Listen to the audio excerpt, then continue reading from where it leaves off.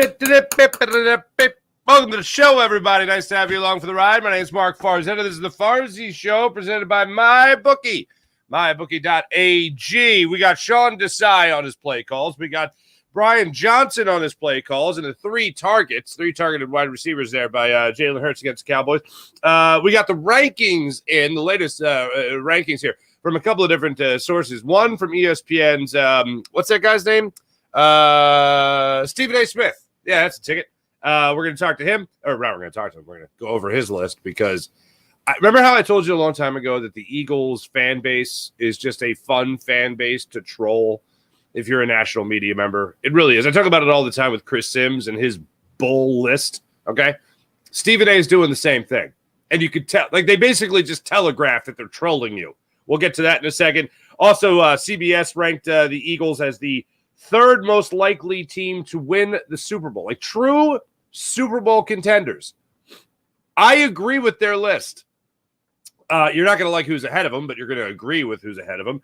And also, there is one team listed on that CBS rankings list there that is ranked extremely high considering their record, but it'll make you happy. We'll talk about that. And also, the 76ers last night absolutely rolled the Detroit Pistons, handing them their 21st consecutive loss. Oh my goodness gracious. Joel Embiid sat out the fourth quarter again. I am team load management this season. I said it before last night's game. Why even have him play against a team with 2 wins on the season? I told you before the year that I didn't care about the MVP award, and I'm still happy that Joel Embiid won it. You know, he's still our guy. You know what I mean? What I can't bring myself to do is to get involved in that campaign. And I said it even earlier in the season. I said it before the season, early in the season when I'm, of course, watching Tyrese Maxey develop. I don't need that argument. I don't need that campaign. I think we have seen Joel Embiid certainly have one MVP season, and then we have seen him have MVP caliber seasons. I'm done. The individual stuff, don't care about. I now care more and have cared more, obviously, about the Sixers winning a championship. I wanted the MVP award to be something that was kind of just crossed off the list on the way to greatness for the 76ers. You know, greatness that would make the process worth it. And I know people think it's dead and buried, and I agree with that, right now. But if you somehow magically go on and win a couple of championships after that, so it starts to look pretty good. We have a long way to go before we get to that. That bridge is a long one. It's a long way to get to the bridge, and then the bridge itself is long before we can even start having that conversation. But anyway, thought about it last night while I was watching the game. We'll talk about that when we talk about the 76ers. But if you've been watching me through this week, in preparation for the Seahawks, we're still trying to bury the tape that is the Philadelphia Eagles losing to the Dallas Cowboys. And losing to the Dallas Cowboys in such a horrible manner. And then, of course, before that, losing to the San Francisco 49ers in such a horrible manner. But at least in that game, they got in the end zone offensively. So here's what is bothering me. And if you're watching the show, this is what has really gotten to me throughout this week. One has just been the defensive play calls, obviously. 2 has been the idea of only targeting 3 receivers from your quarterback. You can have the greatest wide receiving core in the history of wide receiving cores, all right? You can have a Pro Bowl, an all-time Pro Bowl, Hall of Fame wide receiving core. I would still want you to mix things up throughout the season. I would still want you to mix things up throughout a game just to keep the defense on their toes even more so. And yesterday, Sean Desai did not justify his play calls, said he would change his play calls, while Brian Johnson said that the ball went where it was supposed to go. I can't remember a time where we have dissected, broken down, and emotionally reacted to 2 games more so than we have done over the last 2 weeks of this Philadelphia Eagles season. Like last year, you hit a bit of a rut. because, Gardner Minshew was your starting quarterback for 2 games. Even earlier than that in the season, you lost to the Commanders, and it was just everything that could go wrong went wrong, and there you go. That's just, that's going to happen every once in a while. The Eagles are going to lose to the Jets. That's going to happen, To lose to the 49ers and the Cowboys, 2 teams that, again, are top contenders, you're supposed to be one of those contenders, and you got blown out of the water against them. We have broken down these last 2 weeks more so than any games I can remember in recent history with the Philadelphia Eagles. To listen to the press conferences in the week following the game has not really added any comfort. And the only thing, yes, and I'll agree, the only thing that really adds comfort is winning. That's it. You go out and you beat the brakes off the Seahawks on Monday night in front of the country, in front of the world, and you're all of a sudden you feel a little bit better. All right, good. You feel a little bit better. Still, not great because you still lost this game, but I feel a little bit better. At least the play calling was good. The run game was established. A.J. Brown, Devontae Smith, they didn't fumble the football. Jalen Hurts didn't fumble the football. DeAndre Swift got involved in the game plan, got involved in the passing game. But you could say, all right, this looks like it might come together now. All right, let's hit that stride before you got Tommy Cutlets, Kyler Murray, and then Tommy Cutlets again. Round out the season nice. Win 4 games in a row, close out the NFC East, win the championship in the NFC East, win the division, and you're on your merry way through the playoffs. And maybe you get a little bit of luck with the 49ers losing 1 game, let's say, to the Ravens, for instance. And the Cowboys lose to the Bills and the Dolphins, and it makes things even easier for the Eagles. I can feel better after beating the Seahawks. It obviously doesn't justify the 2 previous losses before that. The week following the game, listening to these press conferences added 0 comfort. It just makes me feel like our heads will continue to spin. Whether it's Nick Sirianni this week talking about how the offense is going to run through 3 players. That's what it's going to be. The offense is going to run through those 2 guys, Jalen Hurts, A.J. Brown, Devontae Smith. Well, what about other guys that are trying to help you win? To hell with diversity. To hell with keeping a defense on their toes. We're not predictable. Really? Because you just told me this is what we can expect. That's as predictable as it gets. From Nick Sirianni talking about that. From Sean Desai saying that he would change every play call in a loss. I understand that that's admirable.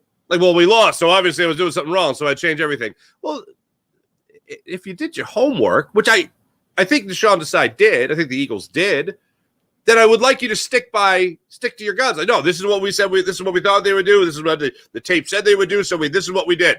Didn't work out that way. We called everything that if they do what they have done throughout the season, if the Cowboys run the play, we think they're going to run because this is what they've done in these situations throughout the season. Then guess what? We did our homework. We did the right thing, and it didn't work out. And I'm sure that happens where you do everything right, but they just get you off guard. Sean Desai saying I'd change everything in a loss. Okay, that's admirable, but I don't want to. I don't want that. I want the coach to have done enough work. This is what we've done. This is the decision we've made. We're sticking to it. That's the right call. Wrong outcome. Okay. We didn't get that yesterday. We got him talking about a 4th and 2, and we'll get to that. Where the Eagles dropped 2 high safeties, and this was on a 4th and 2. And instead of them thinking they were going to run the ball, they thought they were going to go deep. I found that funny because there were a couple instances there with the Eagles where they had a 3rd and 2 or a 3rd and 5 or a 3rd and 4, and the ball was thrown 25 yards down the field to A.J. Brown or Devontae Smith. And it's like, you don't need all that. There's nobody underneath. There's nobody underneath that you can throw the ball to. I referenced earlier the Dan Orlovsky film breakdown that he put out on social media of the Eagles forcing throws.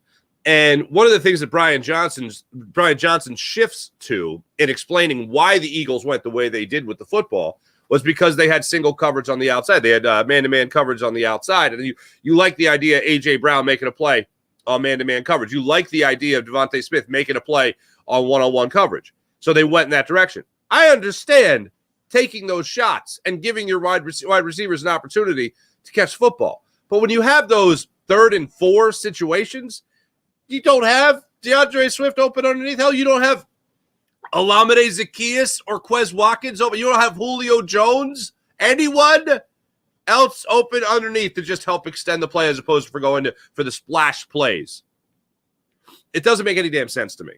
But that's what the Eagles have chosen to live and die by, the splash play. And to use that Orlovsky word, force big plays happening even if they're not there. It like I said, yesterday's theme, confidence. The Eagles have not inspired that confidence. Obviously not on the field, and they haven't done anything to make me feel like they're going to correct it drastically over the last 4 weeks of the season. This could just be their rut. This could just be their time, like the 49ers losing 3 in a row. I hope it's just their time. I hope it's like just one of those silly situations where, they were just due to suck for a minute before they actually came back and showed you that they can play some pretty damn good football again. The numbers on second, third, and fourth down defensively are atrocious. Their sack numbers in the fourth quarter obviously have taken a huge hit in recent weeks. And their pass defense is still one of the worst in the NFL. All these things need to be corrected in the very near future if the Eagles are going to ever inspire confidence to the point where they can do something special throughout the course of this season. Let's hear from the horse's mouth before we go any further. First, Sean Desai. Jeff McClain's asking the question here. Sean Desai is being asked about the 4th and 2 in the first quarter, dropping those 2 safeties back. And here's where Sean Desai starts talking about the play call in that situation. Yeah, they did a good job. They broke their tendency. They've been 100% pass in that situation, and we thought we had a good call up to defend really everything there, because we were in a 6-up look where we thought we had all the gaps protected if they did try to hand one off.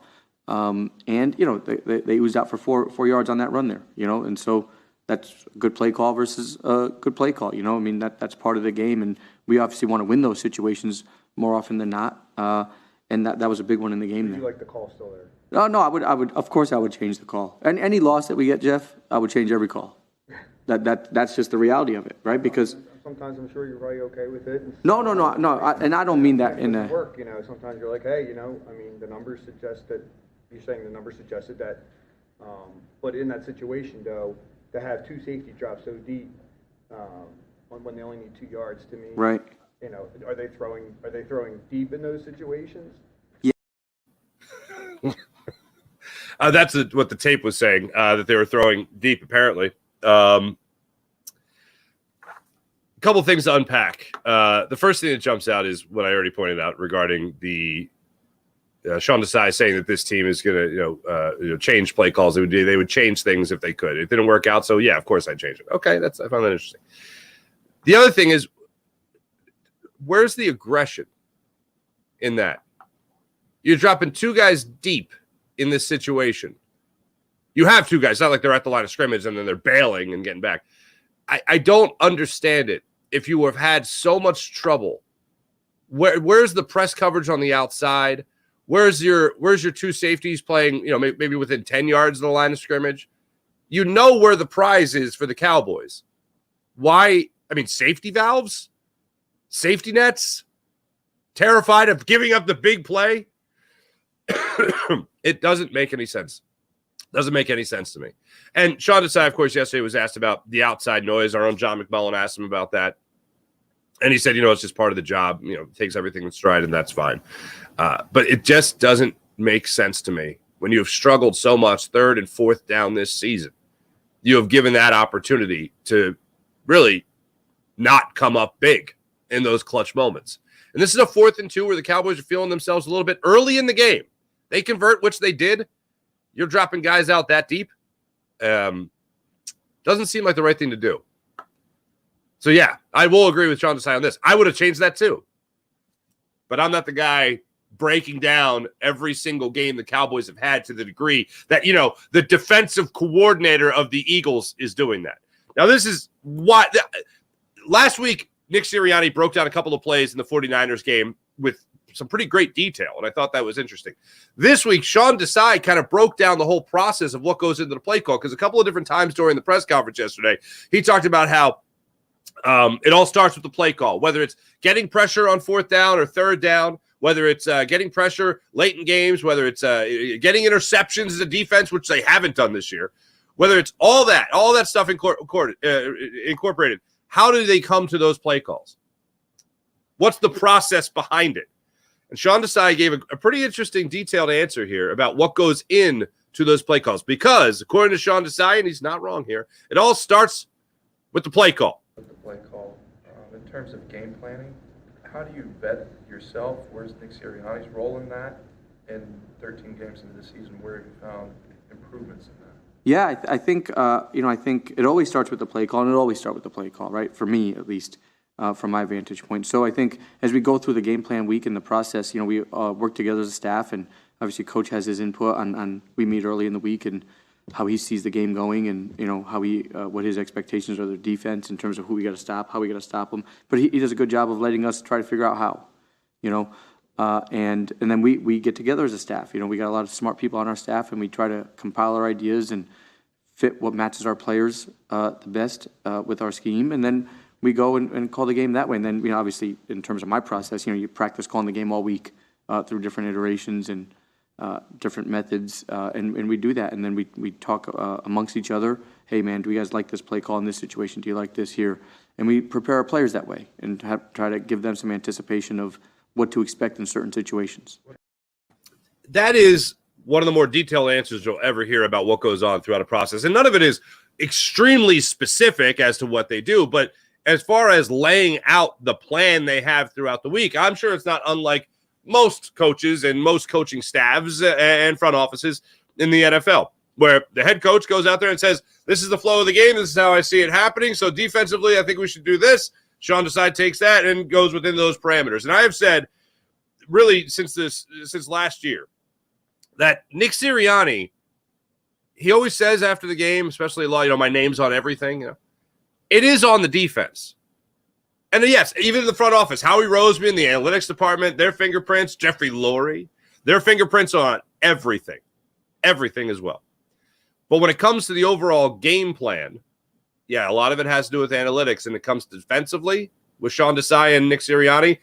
Nick laying it out there saying, this is the flow of the game. This is the way I think things go. So defensively, here is the framework I would like you to work within. And just like Jonathan Gannon, in the time he was here, Nick Sirianni provided the type of defense he wanted him to run. And the same thing's going on right now with Sean Desai. Where Nick Sirianni might not be saying, oh, let's have this linebacker here. He's not designing anything, but he's just saying, here's the framework. Stay within this framework. Call the plays that will be within this framework, because this is what we expect through our game planning, through our analytics department. This is what we expect, in this instance, the Dallas Cowboys to do. This is what we expect the San Francisco 49ers to do. Well, those things in those games obviously didn't work too well. So the game planning and the preparation wasn't on point. And I was asked the question on the postgame show. Mike Misselli asked me the question, is it players or is it coaching? I have no doubt that the players, especially in the linebacking core, aren't exactly good, okay? But when I see guys like, even early in the game, Reed Blankenship being taken out of a position to go deep on the field as opposed to be aggressive to the line of scrimmage. I think he's a good player. I find it amazing that he is leading Pro Bowl votes for safety. It's just bonkers to me. But I find that interesting because I think he's a good player. When I see him out of position, that's bad coaching. Josh Sweat, I think, is a good player, but he's getting coached poorly. When it comes to every single time you see a run to the outside, you see Josh Sweat cutting to the inside. You never see him have outside contain. Where's the anticipation of that play call? If you're a defensive coordinator, how are you not being tipped off through anything? How is the film not showing you that they could bounce this to the outside? Not even bounce it to the outside, excuse me. Call a play to run it to the outside. And every single time you see Josh Sweat cutting to the inside. I'm sitting up there in our green room with Seth Joyner, and Seth Joyner is one of my favorite things. He has his napkin on his shirt. He's got a nice shirt, of course, always dressed to the nines, right? He got a napkin off the shirt, throws on the coffee table, jumps and says, why is he always going to the outside? And he starts basically designing a play and in the green room. And you see it every single time with Josh Sweat. And I think Josh Sweat's a pretty damn good football player. You're seeing a guy like Jordan Davis now be running to the ground this point in the season because he got nobody else to come up. Milton Williams missed a very little bit of time. Now he's back. He's been back. Fletcher Cox is out there just trying to scrounge up whatever he's got left for the final push here to get to the playoffs, and then another playoff push ahead of him. The defensive line is starting to look haggard out there, run down. And come on, let's all be honest here. I don't think any of us are depending on the linebacking core. I mean, I was looking at Shaq Leonard just to be an upgrade, and I think he will be an upgrade, maybe in another game or two. What, 14 snaps here against the Cowboys? But my point is here that I understand that they're suffering when it comes to talent in some areas here defensively, a lot of areas. But when I see the good players get poor coaching, that's where I really start to have an issue with coaching. Because now you're taking what's supposed to be an asset for your defense, and you're making it worse with poor coaching. So again, I admire the noble remark of, if it didn't work, I don't want to use it, or I'd change it. How about you put a little bit more of the research into that, and then all of a sudden, you got your guys making plays for you. You put those guys, in the old coaching cliche, in a better position to make a play. For instance, Josh Sweat getting to the outside on a run around the corner. I don't get it. And people were talking about familiarity, and Sean Desai was asked about it yesterday when it came to, well, he's familiar with the Seahawks because he was just in Seattle, so that should help, right? He faced the 49ers 3 times last year, and they routed his defense. So familiarity doesn't really appeal to any argument for me. I don't find the appeal in it. The familiarity, he got pantsed against a Dallas Cowboys team that you already saw early in the season, and a San Francisco 49ers team that you saw 3 times last year as a member of the Seahawks organization. Not great. He likes Pete Carroll, though. He respects Pete Carroll. He really learned a lot from Pete Carroll, so we can, whatever the hell that means. Offensively speaking, again, I've gone through a bunch of box scores in the last couple of days here just to try to find a game where the Eagles were only targeting 3 receivers, and only 3 Eagles players caught footballs from your quarterback. As I said earlier, I don't care if you have the greatest wide receiving core in the history of wide receiving cores. You still want to mix it up. And I understand that what was said was basically you're taking what the defense is giving you. That's always a good thing until you realize you haven't changed anything up offensively. You haven't targeted a running back in the game. You haven't targeted any underneath routes in the game. You haven't stretched the field as an offense. And this, again, is not just all Brian Johnson. This is a lot of Nick Sirianni and then everyone else that has input, because there's a lot of fingerprints on this, as we know. But the biggest problem I had, aside from the fumbles, was the fact that you did not have a diverse offense. You did not spread the ball around to keep that defense on their toes. Like, when I talk about running the football, as a lot of people, why don't they run the football? That whole thing. It's not just about, I love the run game. It's that you pass so much, you can't forget about the run. And that has been an unfortunate tendency with the Eagles really over the last 20 years, 25 years. So for me, I'd like to see that kind of established. And I'd like to see that diverse offense established. When you're only throwing to 3 guys, the defense definitely knows what's coming. So predictable? Yeah, I'd say. So here is Brian Johnson yesterday when he was asked about only 3 guys getting targets from Jalen Hurts and why that happened against the Cowboys. Well, I think just based on, the type of defensive structure that we got with how they're playing, it's going to create a lot of one-on-ones on the perimeter. And, with the style of defense that we got, we feel really, really good about those matchups on the perimeter. And, that's just kind of how it goes. So some weeks it'll be like that, some weeks it won't. But I think, for us in particular, just in that particular game, in terms of how we were getting played defensively, there were a lot of opportunities for one-on-one matchups with 2 great options. Were there missed opportunities though from Jalen not seeing those other guys when he should have? No, I think the ball for the most part went where it was supposed to go. Based on what we were trying to accomplish and based on what the defense presented to us. So. I don't think that was anything that was intentional other than the defense. Coverage dictates where the ball goes sometimes. And, when you get some of that single high defense like that, you get favorable matchups, one-on-ones on the outside, and that's why you saw the ball go there. So it was right at the end of that my head exploded while I was listening to this yesterday. And the reason is, it's because you mean to tell me then coverage was dictating that you go to A.J. Brown and Devontae Smith and Dallas Goedert. So you mean to tell me that coverage, Dan Quinn was saying, hey, go ahead and try to beat us with A.J. Brown. Hey, go ahead and try to beat us with Devontae Smith. Because if that's what another defense is telling you, then you should win that football game. And if you don't win that football game, then that football game should at least be a shootout. So you're telling me Dan Quinn rolled out a red carpet for you defensively and said, oh, yeah, no, you go to your best players. No, we're giving you your best players to the point where you're only going to be targeting your best players and beat us. I challenge you to beat us with your best players.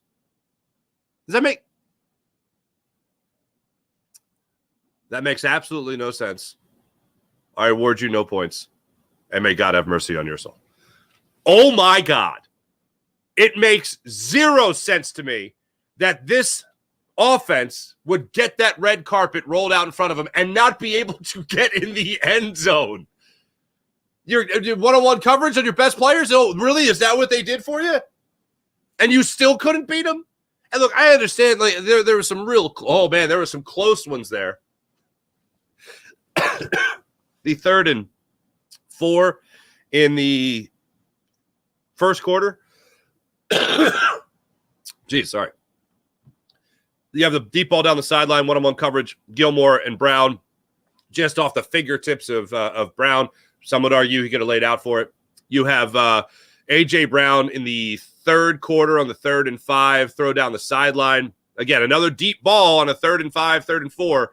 And it hits A.J. Brown in the crotch, essentially, and he can't catch it. And then later in the game, Devontae Smith open on going to the corner of the end zone and just out of the reach of Devontae Smith from Jalen Hurts. That would have been a touchdown if maybe it's thrown, not overthrown, or Devontae Smith lays out for that one. He can come up with that catch. There are 3 throws in that game that, if they're converted, if they're completed, are potential difference makers in the game. Still think the Cowboys defense was just going to run all over you, or not run all over you, but beat the hell out of you, I should say. But offensively speaking, I understand that you had some of those opportunities that were there for the taking, but that's all good coverage too. One-on-one coverage with these receivers, I like these receivers' odds. I get what Brian Johnson is saying as far as targeting those guys. But when you see the plays not being converted or completed, that's where you start to mix things up a little bit. And I saw Jason Kelsey say yesterday that people were saying things that I'm sure they might regret.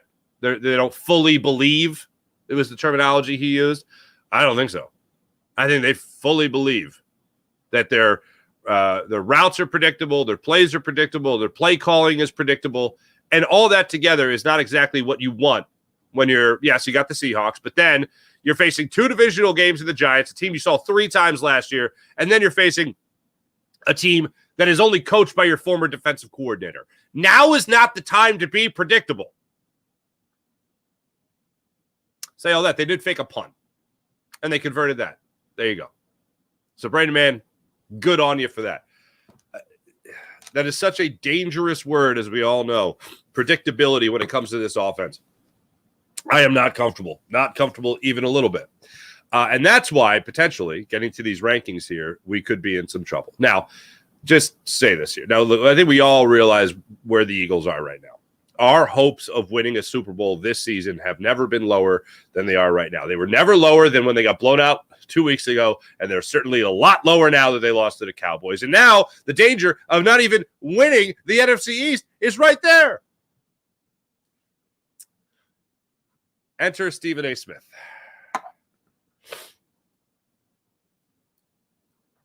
This is Stephen A's top 5. Does he do this every week? He does the top 5.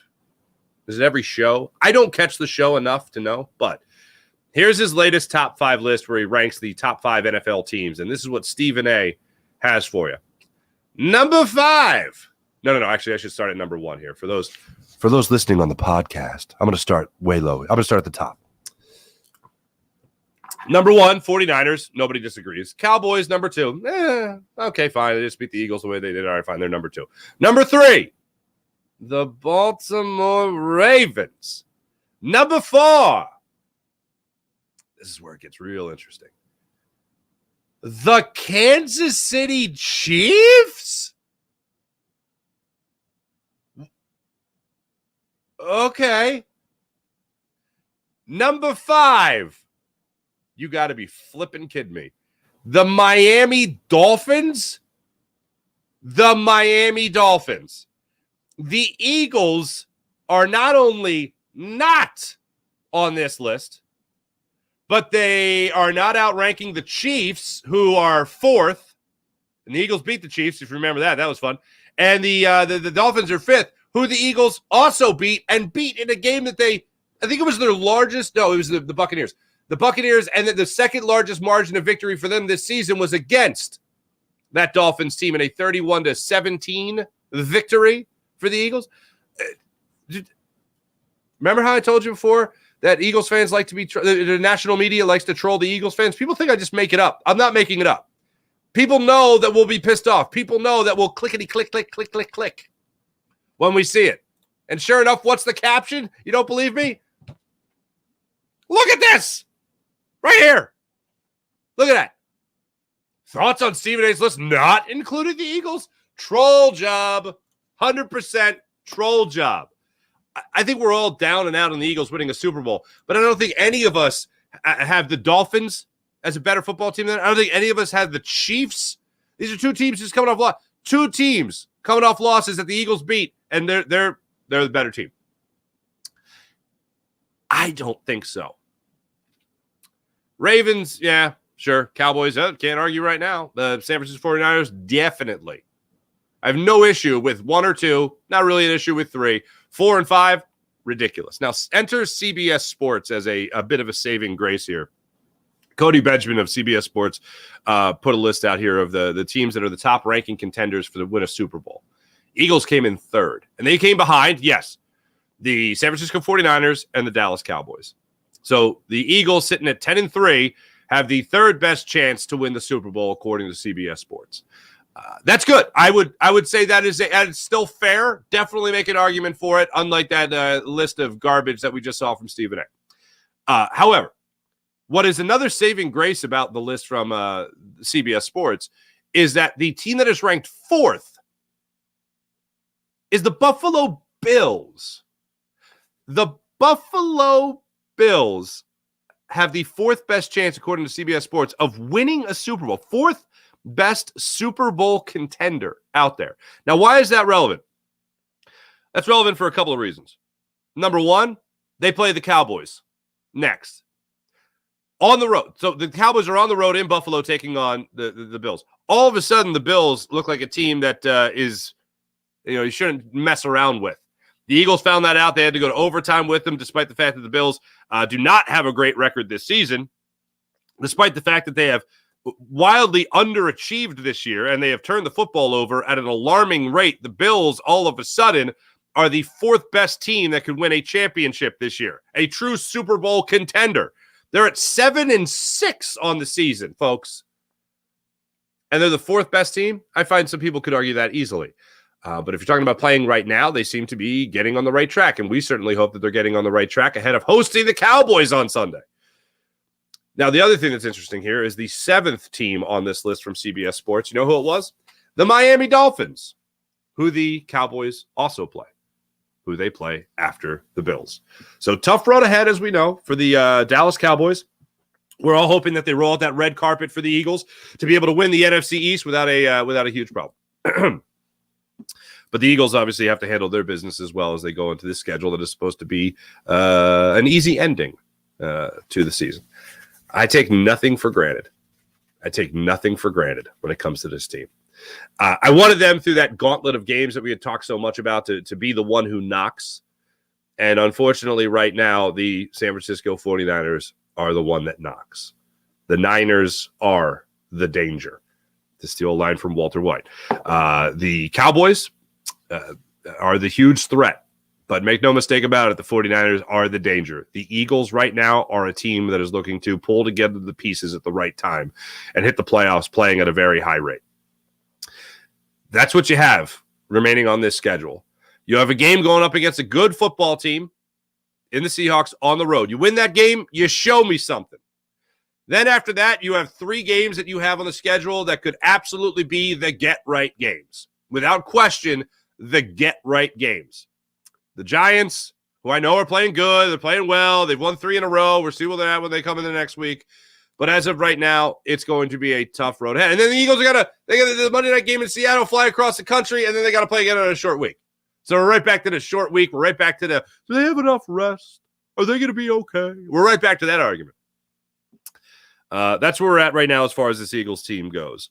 I think the CBS Sports, I think they have a good assessment here of where the Eagles are in the overall standings in the NFL as the 3rd best team to potentially win a Super Bowl. 3rd best Super Bowl contender out there. So I would 100% agree with that analysis. Before we get to our chat check today, ladies and gentlemen, I want to get to the 76ers last night.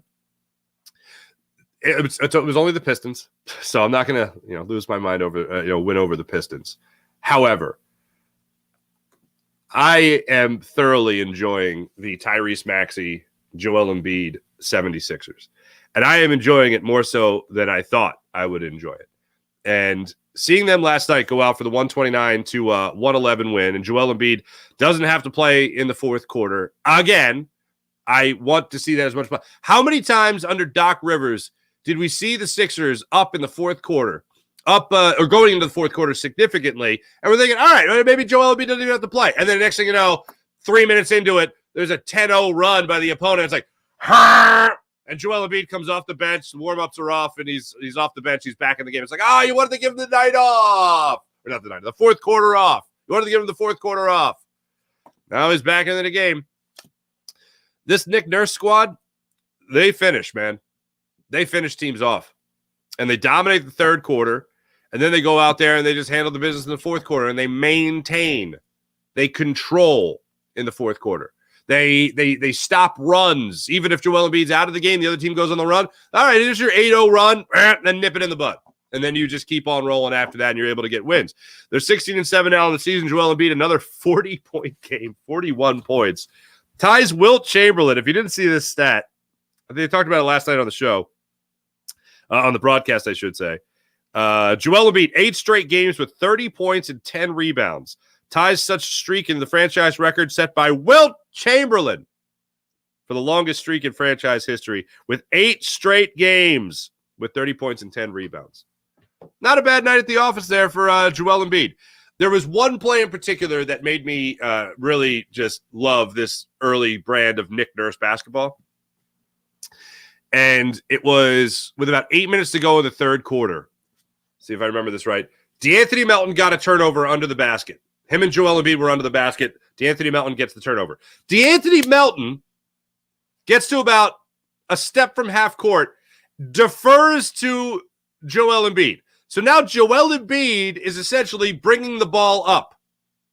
Joel Embiid passes to Maxey at the wing. Maxey goes to Batum in the corner. Batum goes down low to Embiid, and Embiid finishes it off for 2. And it was all within the span of 3 seconds. So maybe 4 at most. But the ball movement, the ping-ponging around, I couldn't help but think of the Eagles. I'm like, this is a diverse offense. You don't know who's going to score this ball. You got Nico Batum open in the corner, as he likes to be called now. Nico Batum open in the corner. Tyrese Maxey at the wing. He's open. All these guys are open for these shots, and they keep on passing the ball around. They keep on moving the ball around. It was like the rule in grade school. It's like, okay, Timmy hasn't scored yet, so make sure everyone touches the ball and then let Timmy score. That kind of thing. Well, except in this instance, Timmy is Joel Embiid. But they kept moving the ball around so well, and then they fed it underneath to Joel Embiid, and he put it in for 2. Like that, you didn't see that with James Harden. You didn't see it with Doc Rivers. You didn't see that kind of ball movement in this offense. And I know everyone wants to talk about what Nick Nurse does as a defensive coach. And Lord knows he did a great job in Detroit, in Toronto with his team, and how he kind of redesigned their defense when he was working under Dwayne Casey. But offensively speaking, when you talk about that ball movement, that was a perfect example of it. 8 minutes to go in the third quarter. They just moved the ball around beautifully and got 2 points out of it. And with the way they were shooting last night, they didn't need much of that. They shot over 50% from the floor, 36% from beyond the arc. Not their best night shooting from beyond the arc. Harris hit you 3 out of 5 threes. Got to 21 points last night. Maxey, low night for him, just 9 points in the game. Joel Embiid came up with the 41 points, 11 rebounds, and 5 assists. This year he is averaging 2 more assists than last year. Those are some numbers that I wanted to see go up for Joel Embiid, and you saw it again in last night's game. Another game, by the way, where you emptied the bench as well. Second straight game that the 76ers unloaded the bench.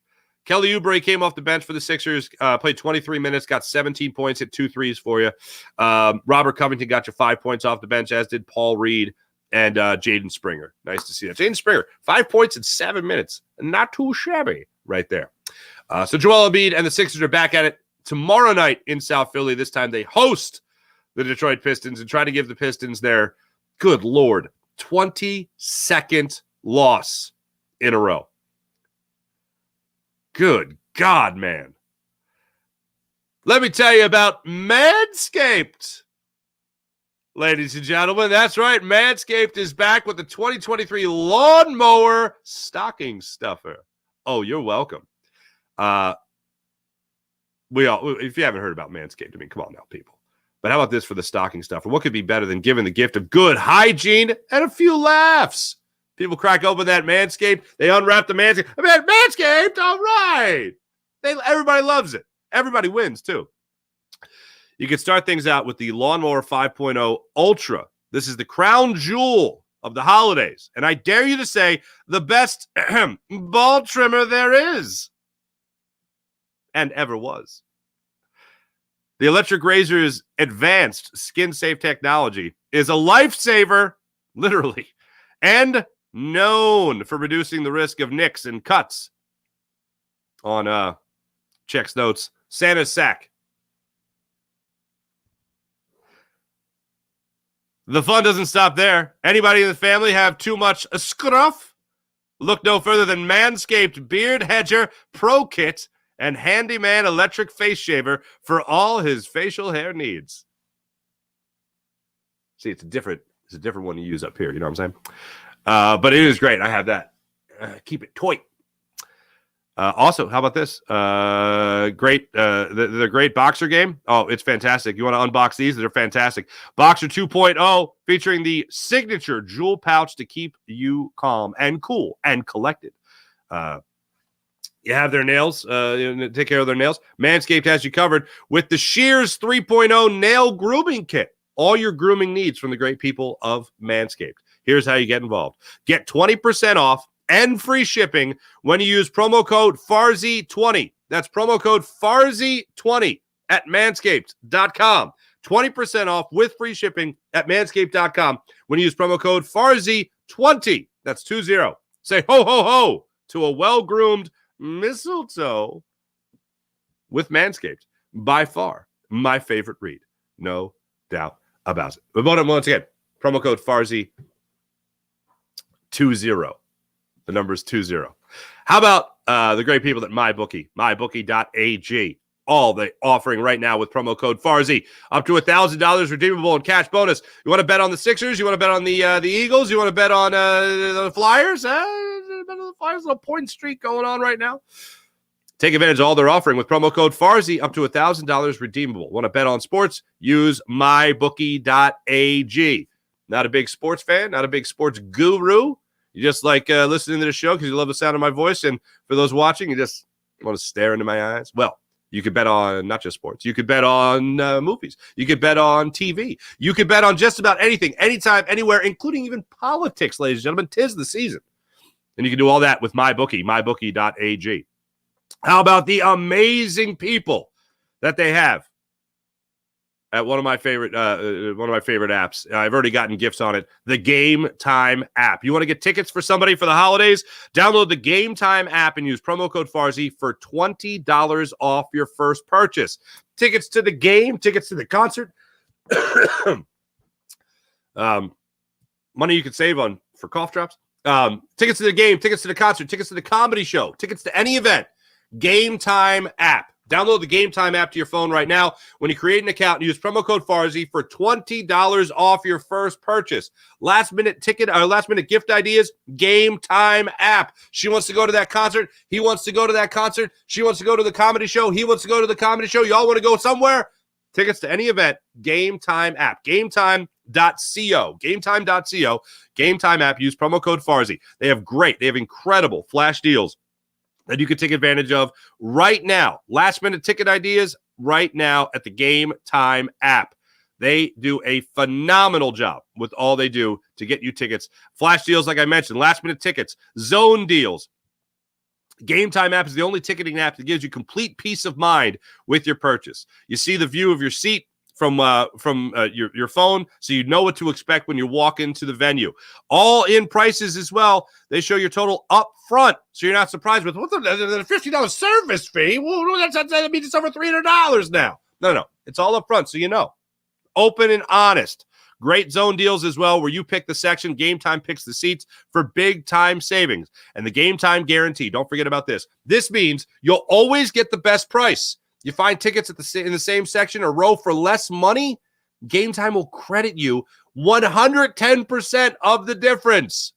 Game Time guarantee. So again, download the Game Time app to your phone, create an account, use promo code Farzy for $20 off your first purchase. Terms apply. Again, create an account, redeem code Farzy, F-A-R-Z-Y, for $20 off. Download the Game Time app today. Last minute tickets, lowest price, guaranteed. How about PHL Sports Nation, Philadelphia Sports Nation, enhancing your Philadelphia sports fan experience across all social media and blogs? That's PHLSportsNation.com.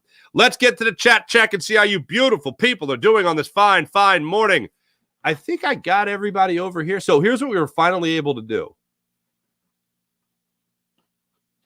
Were we able to do this? Let me just double check here. I thought we were able to combine. We did it. We finally did it. We combined our chats. And now it's just up to me to cash in on this. Here we go. Not in the literal sense, like actually be able to carry this out. Sean Gillespie, good morning. April, good morning. April, you got me. I was running on dealer time today. Miss Guzzi. Sean Gillespie, hello again. I truly hope Sirianni and the coordinators are just trolling everyone. They're not. They're unfortunately not. Wait, Jason A, how you been, man? Nice to see you. Sean Gillespie again. Stop playing scared and conservative. Do those hungry dogs be those hungry dogs again, Eagles? Yes, let's hope so. Predictable football. Brian, I love it. Is that original? I hope that's original. I like that a lot. I'm going to steal. Oh, I'll credit you. Ari, what's up, everyone? Guess who is on the East Coast and watching live for once? Happy holidays, folks. Hey, happy holidays, Ari. Chilling out on the East Coast. I say Ari's a St. Louis guy, making his way out this part of the world. Arizona needs to let coaches do their job without interference, if that's what's going on. I'm not guessing here, folks. I'm telling you. This is not even my original information. This has been discussed. I feel like it's not discussed enough. This organization is not just having Nick Sirianni come up with a game plan and then he does whatever he wants, and including tell his coordinators what he at least wants to see in terms of giving them a parameter. Like, hey, this is the parameters of which I want you to call these plays in this game because this is the way I see the game going. I believe it's a Tuesday meeting, but nonetheless, it's a meeting that they have with Jeffrey Lurie and the analytics department. This meeting has been talked about, highlighted, written about many times. And the example that I always go back to is the Doug Peterson Philadelphia Eagles winning in Green Bay against the Packers, where they ran the football in the second half to come back and win that game. And the question after the game in that Tuesday meeting, alleged Tuesday meeting, was, why did you pass? Why didn't you pass more? And it was because the run game was working, so we did that. Yeah, I don't know if the numbers didn't really show that. Well, the numbers at the end of the game did, where we had more points next to our name than they had next to theirs. I passed the ball. It was awful. And it questions whatever your head coach is doing, and that still goes on with Nick Sirianni. And that's one of the reasons that Doug Peterson isn't here anymore. I won a Super Bowl with you guys, and I still can't have final say on what we're doing. Or even if I have final say, I still got to hear it in my ear from whatever the hell you guys want to do analytically. Here's the great thing about analytics is they show you the history. They show you what has happened, what teams have done.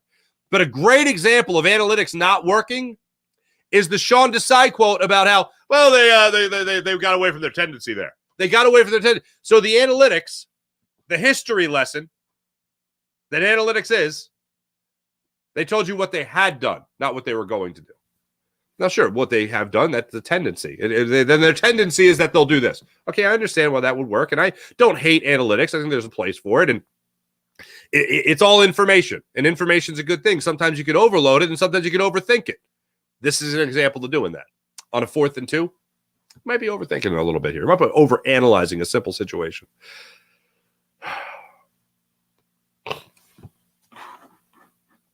But at that meeting, they talk about the game plan. They talk about what the tendencies are, and then they expect the coaches to act accordingly. Yes, one of the reasons Nick Sirianni is here, I'm sure, is because he's not a very experienced. He's never been a head coach before. He's enthusiastic. He's emotionally intelligent. Don't forget those words from your owner, Jeffrey Lurie. And overall, I think he is a good head coach. But if you don't make adjustments when adversity is staring you in the face, then you're going to have a lot of problems. And right now, you are in desperate need of adjustments. So maybe you don't embrace the numbers as much. Maybe you see how the game is going and realize, oh, wait, we could really establish the run well in this game. The game that I keep going back to is the Minnesota Vikings game early in the season. And even in the Patriots game. In the second half, you shifted to a run-first offense in both those games. And I look back on those games, and especially the Patriots game, the first one of the season, everyone in the locker room was talking about how you can't make these mistakes later on. Like, yes, we won. We're happy we won, but you can't make these mistakes consistently and expect to win. Next thing you know, the Eagles are 5-1 or 5-0, then 5-1. And then they're still right now even having the best share of the best record, a share of the best record in the NFL. Time and time again. And they keep making mistakes. Last 2 weeks, no better example. Couldn't do anything about it in terms of no excuses. They just got blown out of the water. There's no one play that if this was different, then it's different. No, then the outcome's different. No. You got blown off the ball way too many times to even say it would have been close if this or that happened. Maybe if you don't fumble the football 3 times, okay, that's what I'll go with. But when it comes to this team and it comes to the play calling, being predictable at this time, oh, it's scary. It's very scary. One more from Sean Gillespie here. Shave that head, Desai. That's the problem. Join it.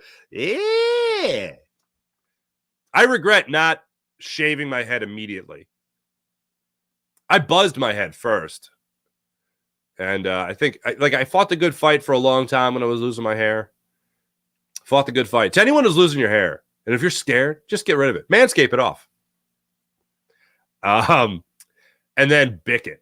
Just bick it, man. Just go with the razor. Just don't have that horseshoe toilet bowl wrap around. No, just get rid of it. Just get rid of it. Sean Desai, yeah, just let go. Just let go. Mihai, what's up, Mihai? Nice to see you. Oh, Terry, that's nice. Hope you let Jalen take over and let him run the RPO. I feel like that's the only way to compensate the terrible defense. That's very nice. I appreciate you donating there to Jager Media. All right. It stops and starts with coaching. Analytics, heavy philosophy plus rookie coordinators / first-time play callers means lack of instinct and creativity. We're playing checkers. Ari, well said. Ari, you asked this question to me on Twitter. I think I saw this. When's the last time the Eagles had play callers on both sides of the ball?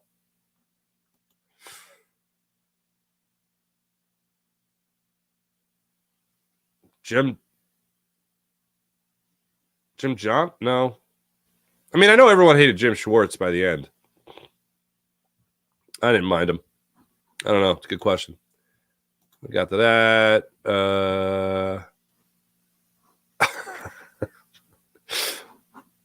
Why is Matt the pencil Patricia here again?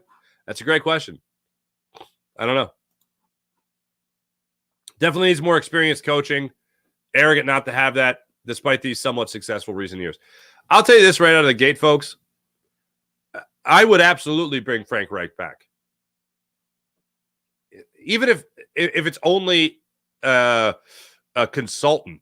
Like, even if he only becomes the passing game coordinator or offensive consultant. Hell, Andy Reid had Brad Childress on the staff for a couple of years as an offensive passing game consultant. Like, it was some kind of really specific. It wasn't offensive coordinator. It wasn't passing game coordinator. It wasn't running coordinator. It was something just like offensive consultant. But it was like a couple other things to it as well. But I wouldn't mind at all to have Frank Reich back here, because you get somebody in the building who has a 100% respected opinion for Nick Sirianni. Babs! What's up, Babs? I think we win the last 4 games. Dallas will lose 1 or 2, and we have to hope for San Francisco loss to the Ravens. All right. Stephen A. Show. Flyers, look at that. Oh, special guest. Hi, sweetie. Hello. What are you doing? I came to mommy and daddy's bed. You came and slept in mommy and daddy's bed? Lil Toots joining us, ladies and gentlemen. Hi, Farzy. I think we win the last 4 games. San Francisco loses to the Ravens because I have no confidence Eagles winning a championship. Can you say hi? There you go. Let's see here. Right now, let me get that up there. VR. Right now, if the Eagles were in the Super Bowl against any of those teams, the Eagles would lose. Have been a fan since 1979, and this is sickening. Wait, I think they lose against the 49ers. Right now, I think they lose against the Cowboys. The Ravens, maybe. They don't lose. I don't think they lose to the Chiefs again, and I don't think they lose to the... Daddy, Yes, I want the color. Oh, you want a color? Okay, here you go. Here, take this for now. There we go. How's that grab you? Good. Now I got to go back to it now. The Dolphins. I think they beat the Dolphins. I think they beat the Chiefs, the Dolphins. Maybe not. I don't think they beat the Ravens, the Cowboys, the 49ers. That's what I'll agree with you on that as far as that goes. Get a couple more comments in here. Oh, the Eagles right now. Jamie, the Eagles right now couldn't beat Miami or the Chiefs. I think they could beat the Chiefs. I think they could beat Miami. I think we're like... So you're saying if they played them on the schedule right now, yeah, you might be right. But I think in a playoff or in a Super Bowl, I think they win that game. You all right there? I'm doing a different page. That's really good. Thank you, sweetheart. I did this. Dynamic Prodigy, good morning. Daddy. That's really good. What is that? Is that a lollipop? Yeah. That's a good lollipop. Well, Lavalelle, yes, that's original. Pre-nickable. Permission granted. Thank you, Brian. Appreciate it. Eric, what's going on? Eric. Eric. This gentleman named Eric is commenting on the show. Can you say hi, Eric? Wake Ariel show. Like Prince Eric in Little Mermaid. Yes, just like that. They need to let coaches coach, players play the game by feel and instinct. I agree with that. Daddy. Oh, April says good morning, little toots. Say good morning, April. Hello. Carlos, what's up, Nathan? Daddy, Little toots, bro. Daddy, Yes, sweetheart. Look. Oh, you're writing your name. That's good. E-M. Keep going. You got a lot more letters. Sorry we did that to you. I didn't know how to mind Nick's letters. But, yeah, okay, we'll work on that. We'll start. You're only 4, sweetheart. We'll keep working on that. Don't you worry.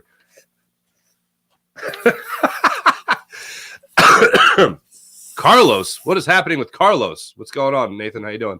One more. Eagles couldn't beat D3 college teams right now. Very nice.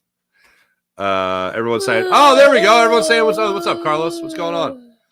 Thanks, everybody in the chat. You guys are fantastic, as per usual. Nathan, what's going on? Yo, nice to see you. Did I get T-Bro in here? I think I got T-Bro. T-Bro, Lil Tuts. That's nice. Can you say hi? Manos, can you say hi? Can you say hi one more time? E. That's the first letter. We'll keep going. Emanuela. E-M. E-M. Thanks, everybody in the chat. You guys are great, as per usual. Let's get to the morning rush brought to you by Sky Motorcars, SkyMotorcars.com. Like I said, Sixers are back in action tomorrow night. The Flyers will be back on the ice looking for, I believe it'll be 6 games in a row where they at least get a point. So look forward to that. I think it is tonight. They're back at it. Yeah, against the Capitals tonight. 7 o'clock puck drop in South Philly. 15-10-3 Flyers at it tonight. Look forward to seeing what they got going on right there. As far as the Thursday night game tonight, ladies and gentlemen, here's what you can look forward to. The Chargers are at the Raiders on Prime Video tonight, 8:15. I saw the news of Al Michaels not being able to, or not going to be doing playoff games. I think that stinks. I love Al Michaels. I think he does a phenomenal job. I do love the idea of the Taylor Swift thing being involved, but I'll miss him doing the playoffs. That's for sure. Thanks for watching. Thanks for listening. You guys are great. As per usual, we'll be back with you guys tomorrow for the Farzy Show. Coming up at 8 o'clock today, Birds 365 on the Jacob Media channel. So stay tuned for that. Also at 10:20, I'll be joining my friend Bill Colarulo on the Philly Sports Power Hour on Jacob Media as well. See you guys then. Have a great rest of your day. Talk to you soon. Bye.